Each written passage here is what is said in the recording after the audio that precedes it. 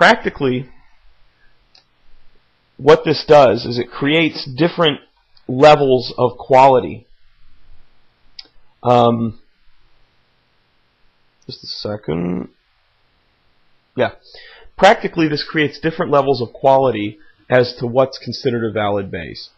When you buy tefillin, mezuzos, or anything like that, the most important thing that you should always look for is that the BEIS absolutely has to have a good heel on the back. Because as we said, even if the top corner ends up being rounded, okay, which is not proper initially, as long as you have a good heel on the back, the letter will still be considered kosher.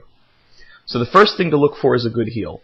If you're buying mezuzos or tefillin and the BEIS does not have good heels on the back, pass it up and go for something else, because that can be a really big problem as far as the kashrus of it goes. All right? Now, you will find in certain Sephardi styles of writing used by Sephardic Jews that they always make a rounded top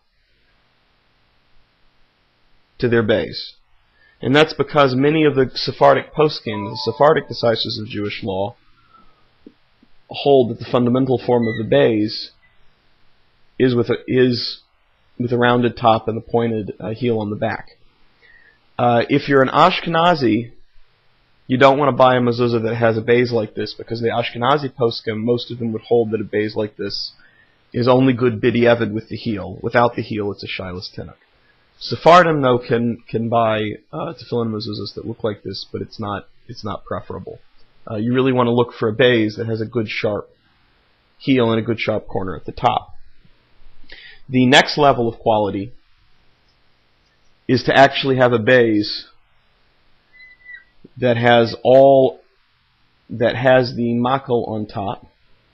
And then the highest, the mahadran, is a BEIS that not only has a makel on top, but that has the little stick. It has the projection pointing up, the projection pointing back, and has a good sharp, thick heel.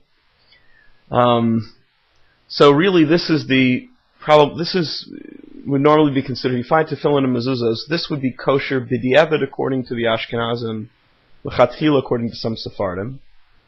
This is kosher l'chatchila. That means you can make the bracha on it, it's kosher, no questions for Ashkenazim, and for Sephardim, for everyone. This is mahadran. This is mahadran. This is the nicest form of it. So you can really tell a lot by looking at the form of the BEIS. Now I will mention that inexpensive mezuzos, and generally I would never pay, if you're paying less than $40 or $45 for a mezuzah, I would be very suspect as to the if you're paying less than $45, I would be very suspect as to the kashrus of the mezuzah. I see a lot of mezuzahs, the little bitty tiny ones, where the BEIS is written simply like that, or the BEIS may be written like that,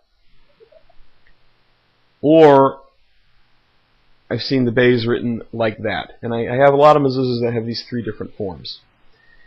Anytime that you see a BEIS written like this, with just a very simple, like stick figure BEIS, and you don't actually have the, at a bare minimum, something that looks like this, you know. Anytime you have a stick figure BEIS, you have to be very, very careful. Because first of all, well, actually there's another one too that I'll add here that I've seen.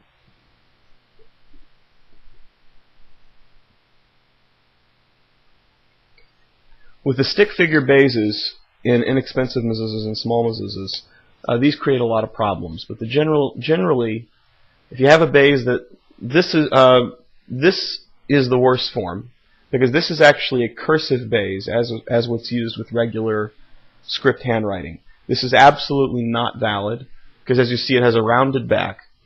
While it's fine for handwriting in modern Hebrew, it's not good for sacred writing, like for writing tefillin and mezuzahs. If you get a little mezuzah that's a BEIS written like that, the mezuzah is puzzle. You can't make a bracha. You can't put it on your doors. So we're gonna outlaw that one. No good.